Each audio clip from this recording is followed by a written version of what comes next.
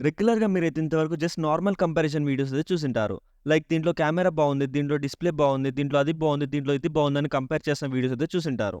But మనం ఈ వీడియోలో ఆ స్పెక్స్ గురించి అన్ని విషయాలు పక్కకు పెట్టేసి నిజంగా నార్మల్ జనరల్ యూసేజ్‌కి మన డే టు డే యాక్టివిటీలో ఏది బావుంటుందన్న దాని గురించి డీటెయిల్‌గా అయితే డిస్కస్ చేద్దాం. తప్పకుండా ఎండ్ వరకు అయితే చూడండి. వీడియో అయితే ఎక్కడ బోర్ కొట్టకుండా చాలా ఇంట్రెస్టింగ్‌గా అయితే ఉండబోతుంది. అస్సలు స్కిప్ చేయకండి. ఇంకా మనం మెయిన్ టాపిక్‌లోకి వెళ్ళే ముందు వీడియోని లైక్ చేసి మన ఛానెల్‌కి ఎవరైనా కొత్తగా వచ్చింటే సబ్స్క్రైబ్ చేసుకోవడం మాత్రం మర్చిపోకండి. ఇంకా మనం మెయిన్ టాపిక్‌లోకి వెళ్ళిపోతే ఫస్ట్ వచ్చేసి సామ్‌సంగ్ S24 అల్ట్రా గురించి చూద్దాం. ఇదైతే మనకు కంప్లీట్‌గా బాక్సీ టైప్ ఆఫ్ ఎడ్జెస్‌తో అయితే వస్తుంది. మీరు ఒకవేళ ప్రొడక్టివిటీకి ఎక్కువగా ప్రయారిటీ ఇస్తున్నారంటే మాత్రం మీకైతే ఇది బెస్ట్ మొబైల్ అనే సజెస్ట్ చేస్తాను. ఇంకా దీంట్లో మనకైతే S Pen సపోర్ట్ కూడా ఉంటుంది. దీంట్లో మనకి ఇచ్చిన స్విచ్ కంట్రోల్ ద్వారా మనమైతే కెమెరా షట్టర్ బటన్‌ని కంట్రోల్ చేయొచ్చు. అలానే గెస్చర్స్ ద్వారా Zoom in and Zoom out కూడా చేసుకోవచ్చు. మళ్ళీ చెప్తున్నా, ప్రొడక్టివిటీని మెయిన్ ఫ్యాక్టర్‌గా కన్సిడర్ చేస్తే మాత్రం ఈ మొబైల్ అయితే మీకు చాలా బెస్ట్ అనే అంటాను. మొబైల్ కూడా మనకైతే టైటానియంతో డిజైన్ చేశారు కాబట్టి ఫోన్ అయితే మనకు చాలా light weight and even phone కింద పడినా కూడా ఎలాంటి డ్యామేజ్ అయ్యే ఛాన్సెస్ చాలా తక్కువగా ఉన్నాయనైతే అంటాను. ఫ్రంట్ డిస్‌ప్లేలో వచ్చేసి వీళ్ళైతే ఆర్మర్ డిస్‌ప్లేని అయితే యూజ్ చేశారు. అలానే బ్యాక్ వచ్చేసి మనకు కార్నింగ్ ఆర్మర్ గ్లాస్ అయితే యూజ్ చేయడం జరిగింది. దీంట్లో ఒక్క డిసడ్వాంటేజ్ లాగా నాకు అనిపించింది ఏంటంటే మాత్రం ఈ మొబైల్ మనం యూజ్ చేసేటప్పుడు దీంట్లో ఏదైనా మెసేజ్ టైప్ చేసేటప్పుడు మనకైతే ఈ మొబైల్ షార్ప్ ఎడ్జెస్‌తో ఉండడం వల్ల కొంచెం ఇన్‌కన్వీనియంట్‌గా అయితే ఫీల్ అవుతుంటాం. Rest of the things everything well and good అనే అంటాను.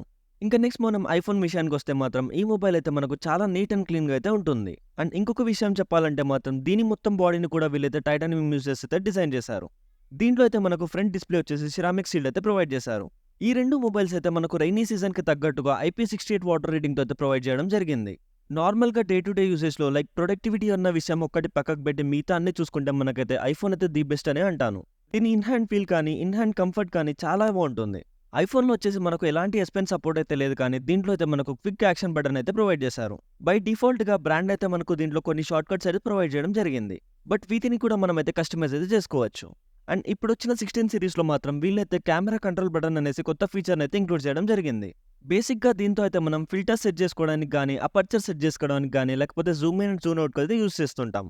అండ్ ఇప్పుడు నెక్స్ట్ మనకు రాబోయే 18.2 అప్డేట్‌లో ఇంకొన్ని ఫీచర్స్ అయితే వీళ్ళు యాడ్ చేస్తామని చెప్తున్నారు.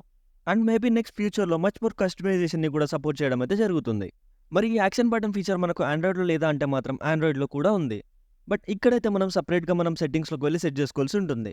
లైక్ పవర్ బటన్‌ని సింగిల్ ట్యాప్ చేస్తే ఈ యాప్ ఓపెన్ అవ్వాలి, డబుల్ క్లిక్ చేస్తే ఈ యాప్ ఓపెన్ అవ్వాలి అనేసి మనమైతే సెపరేట్‌గా సెట్ చేసుకోవాల్సి ఉంటుంది. అంతేగాని మనకు ఎలాంటి యాక్షన్ బటన్ అనేసి సెపరేట్‌గా బటన్ అయితే వీళ్ళు ఇలా ప్రొవైడ్ చేయలేదు. ఇంకా సింపుల్‌గా చెప్పాలంటే సామ్‌సంగ్ విషయానికొస్తే మనకైతే ఇక్కడ S Pen సపోర్ట్ అయితే ఉంటుంది. బట్ ఐఫోన్ విషయానికొస్తే ఇక్కడ మనకు యాక్షన్ బటన్ అనేసి, కెమెరా కంట్రోలర్ బటన్ అనేసి కొత్త ఫీచర్స్‌ని అయితే యాడ్ చేయడం జరిగింది. ఇంకా మీరిక్కడైతే మీ పర్సనల్ ఒపీనియన్ అండ్ మీ పర్సనల్ రిక్వైర్మెంట్ బట్టి మీరైతే చూస్ చేసుకోవాల్సి ఉంటుంది. ఇంకా మనం ఈ వీడియోలో మెయిన్ పాయింట్‌కి అయితే వచ్చేద్దాం. Most of the people majority of the time మనం యూజ్ చేసేది డిస్‌ప్లే. ఇంకా ఈ డిస్‌ప్లే విషయానికొస్తే సామ్‌సంగ్‌లో మనకైతే AMOLED డిస్‌ప్లే అయితే ప్రొవైడ్ చేయడం జరిగింది. అలానే ఐఫోన్ విషయానికొస్తే దీంట్లో అయితే మనకు XDR డిస్‌ప్లే అయితే రావడం జరుగుతుంది. 2 కూడా ది బెస్ట్ అవుట్‌పుట్‌ని అయితే ప్రొవైడ్ చేస్తున్నాయి. అలానే ఈ 2 మొబైల్స్ కూడా మనకైతే 120 రిఫ్రెష్ రేట్ అయితే సపోర్ట్ చేస్తాయి. సామ్‌సంగ్ వచ్చేసి మనకు 6.8 inches screen to body ratio ఉంటే, ఐఫోన్ వచ్చేసి మనకు 6.9 ఇంచెస్ అయితే ఉంటుంది. ఆ 0.1 ఏదైతే ఉందో అది పెద్ద మ్యాటర్ అనే అనిపించదు. ఇంకా మనం ఇన్ రియాలిటీ కండిషన్స్‌కొస్తే అవుట్‌డోర్ యూసేజ్‌లో మనకైతే సామ్‌సంగ్ అయితే బెటర్ పర్ఫార్మెన్స్ అయితే ఇస్తుంది ఐఫోన్ కంటే. ఎందుకంటే మనకైతే సామ్‌సంగ్ విషయానికొస్తే దీంట్లో అయితే యాంటీ క్లియర్ కోటింగ్ అయితే రావడం జరుగుతుంది. అండ్ బేసిక్‌గా మనకైతే ఐఫోన్స్‌లో అలాంటి కోటింగ్ అయితే ఎక్కడ కనిపించదు. ఐఫోన్‌లో వచ్చేసి మనకైతే 2000 నిట్స్ ఆఫ్ పీక్ బ్రైట్‌నెస్ అయితే ఉంటుంది. వేరే సామ్‌సంగ్‌లో వచ్చేసి మనకు 2600 నిట్స్ ఆఫ్ పీక్ బ్రైట్‌నెస్ అయితే ప్రొవైడ్ చేయడం జరిగింది. బట్ రెండిటిలో మనకైతే HDR10, HDR10+ అలానే డాల్బీ విజన్ సపోర్ట్ కూడా ఉంటుంది. సింపుల్‌గా మనకు ఇన్ రియాలిటీ అవుట్‌డోర్ యూసేజ్‌లో ఏది బావుంటుంది అంటే మాత్రం నేనైతే బ్లైండ్‌గా సామ్‌సంగ్ అనే చెప్తాను.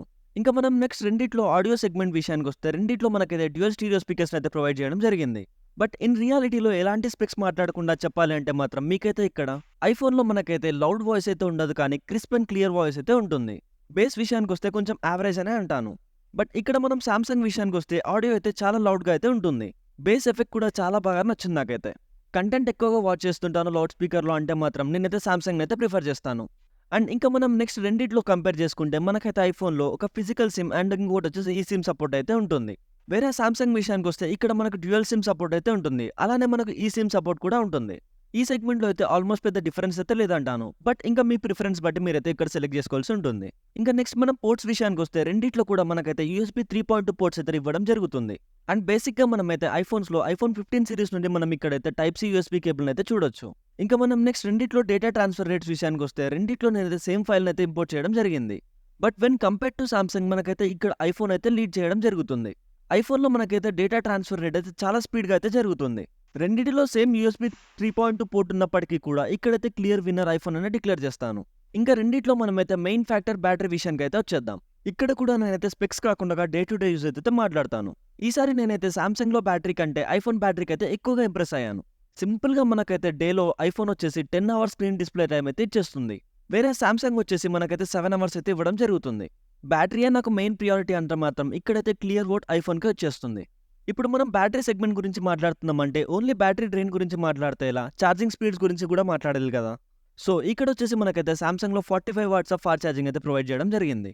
మనకొచ్చేసి ఐఫోన్‌లో only 20 watts of fast charging అయితే సపోర్ట్ చేయడం జరుగుతుంది. రెండు మొబైల్స్‌ని అయితే 0-100 చేయడం అయితే జరిగింది. ఇక్కడొచ్చేసి నాకు సామ్‌సంగ్ 1 హావర్ 15 మినిట్స్ తీసుకుంటే ఐఫోన్ వచ్చేసి నాకైతే 1 హావర్ 45 మినిట్స్ అయితే తీసుకోవడం జరిగింది. సో ఇక్కడైతే మీరు బ్యాటరీ డ్రైన్ విషయం ఒక్కటే కాదు, ఛార్జింగ్ స్పీడ్స్‌ని కూడా మైండ్‌లో పెట్టుకొని కంపేర్ చేసుకొని తీసుకోవాల్సయితే ఉంటుంది. అండ్ ఇంకా మనం నార్మల్ డే టు డే యూసేజ్‌లో ప్రాసెసర్ విషయం గురించి మాట్లాడుకుంటే సామ్‌సంగ్ వచ్చేసి మనకైతే స్నాప్‌డ్రాగన్ 8 జెన్ 3 ప్రాసెసర్‌తో రావడం జరుగుతుంది. వేరేస్ ఐఫోన్ వచ్చేసి మనకైతే A18 ప్రో బయోనిక్ చిప్‌తో అయితే రావడం జరుగుతుంది. ఈ రెండు మొబైల్స్‌లో కూడా అసలు ఈ ఇయర్ మనకి లాంచ్ అయిన మొబైల్స్‌లో పర్ఫార్మెన్స్ బీస్ట్స్ అనే చెప్పొచ్చు.